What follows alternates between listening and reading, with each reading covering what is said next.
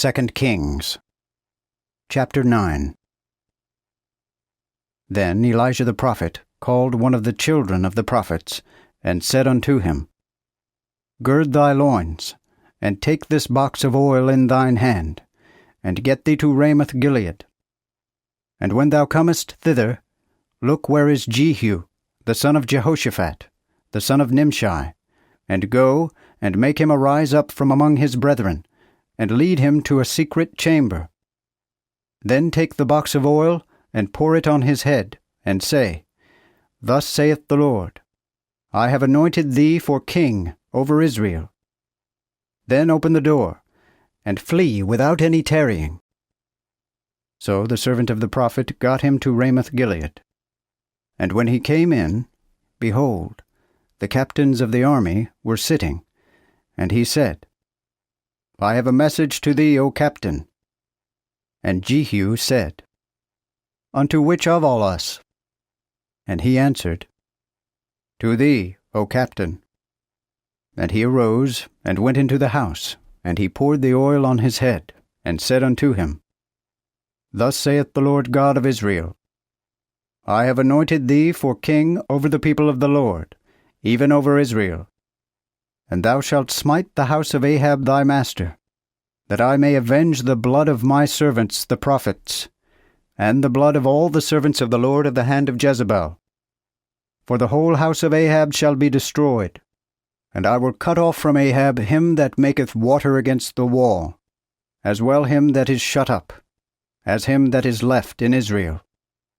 And I will make the house of Ahab like the house of Jeroboam the son of Nebat, and like the house of Baasha the son of Ahijah. And the dogs shall eat Jezebel in the field of Jezreel, and there shall be none to bury her. And he opened the door, and fled. Then Jehu came out to the servants of his lord, and one said unto him, Is all well? Wherefore came this mad fellow to thee? And he said unto them, Ye know the man, and what his talk was. And they said, It is false, tell us it now. Then he said, Thus and thus spake he to me, saying, Thus saith the Lord, I have anointed thee for king over Israel. Then they made haste, and took every man his garment, and put it under him on the top of the stairs, and blew the trumpet, saying, Jehu is king. So Jehu, the son of Jehoshaphat, the son of Nimshi, conspired against Joram. Now Joram kept Ramoth Gilead, he and all Israel, because of Hazael, king of Aram. And King Joram returned to be healed in Jezreel of the wounds which the Aramites had given him, when he fought with Hazael, king of Aram. And Jehu said, If it be your minds, let no man depart and escape out of the city, to go and tell in Jezreel. So Jehu got up into a chariot, and went to Jezreel, for Joram lay there. And Ahaziah, king of Judah, was come down to see Joram. And the watchman that stood in the tower in Jezreel spied the company of Jehu as he came, and said, I see a company. And Jehoram said, Take a horseman, and send to meet them, that he may say, Is it peace?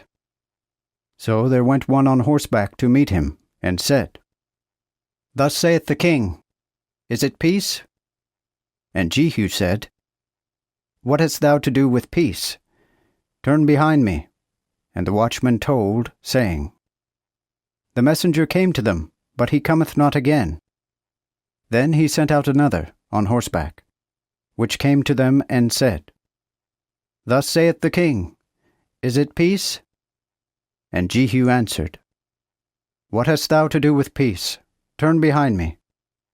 And the watchman told, saying, He came to them also, but cometh not again. And the marching is like the marching of Jehu the son of Nimshi, for he marcheth furiously. Then Jehoram said, Make ready. And his chariot was made ready. And Jehoram king of Israel, and Ahaziah king of Judah, went out either of them in his chariot against Jehu, and met him in the field of Naboth the Jezreelite.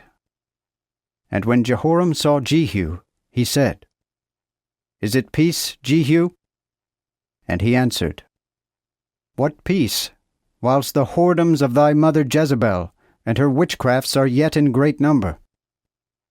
Then Jehoram turned his hand, and fled, and said to Ahaziah, O Ahaziah, there is treason. But Jehu took a bow in his hand, and smote Jehoram between the shoulders, that the arrow went through his heart. And he fell down in his chariot. Then said Jehu to Bidkar, a captain, Take, and cast him in some place of the field of Naboth the Jezreelite. For I remember that when I and thou rode together after Ahab his father, the Lord laid this burden upon him. Surely I have seen yesterday the blood of Naboth, and the blood of his sons, said the Lord, and I will render it thee in this field, saith the Lord. Now therefore take and cast him in the field according to the word of the Lord. But when Ahaziah, the king of Judah, saw this, he fled by the way of the garden house. And Jehu pursued after him, and said, Smite him also in the chariot. And they smote him in the going up to Gur, which is by Ibleam. And he fled to Megiddo, and there died. And his servants carried him in a chariot to Jerusalem, and buried him in his sepulchre, with his fathers in the city of David. And in the 11th year of Joram, the son of Ahab, began Ahaziah to reign over Judah. And when Jehu was come to Jezreel, Jezebel heard of it, and painted her face, and tired her head, and looked out at a window. And as Jehu entered at the gate, she said, Had Zimri peace which slew his master? And he lifted up his eyes to the window, and said, Who is on my side? Who? Then 2 or 3 of her eunuchs looked unto him. And he said, Cast her down. And they cast her down, and he sprinkled of her blood upon the wall, and upon the horses, and he trode her under foot. And when he was come in, he did eat and drink, and said, Visit now yonder cursed woman, and bury her, for she is a king's daughter. And they went to bury her, but they found no more of her than the skull and the feet, and the palms of her hands.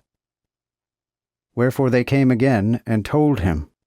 And he said, This is the word of the Lord, which he spake by his servant Elijah the Tishbite, saying, In the field of Jezreel shall the dogs eat the flesh of Jezebel, and the carcass of Jezebel shall be as dung upon the ground in the field of Jezreel, so that none shall say, This is Jezebel.